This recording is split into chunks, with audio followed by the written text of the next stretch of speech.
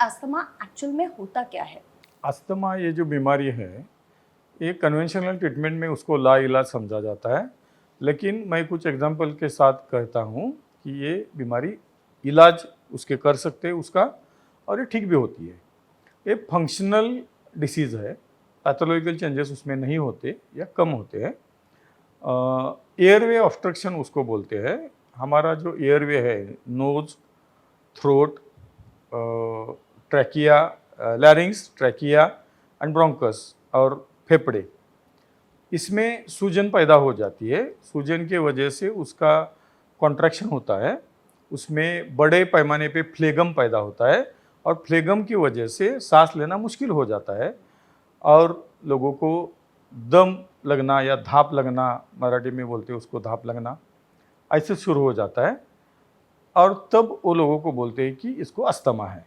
Generally asthma एक childhood asthma रहता है और एक एडल्टहुड अस्थमा रहता है।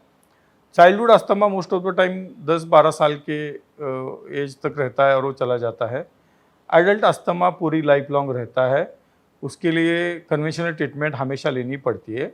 इसलिए ऐसे समझा जाता है कि अस्थमा लाइलाज बीमारी है, क्योंकि लाइफ लॉन्ग वो जो इनहेलर्स लोग लेते हैं, पंप लेते हैं, वो लाइफ लॉन्ग लेना पड़ता है। ऐसा हम देख सकते हैं समाज में, इसलिए ऐसा बोला जाता है कि अस्थमा इनक्यूरेबल है।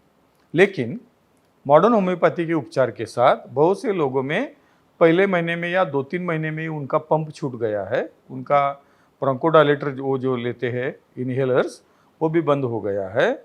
जब अस्थमा का अटैक बंद हो जाएगा तो ही ब्रोंकोडायलेटर लेना, इनहेलर लेना बंद हो जाएगा ना।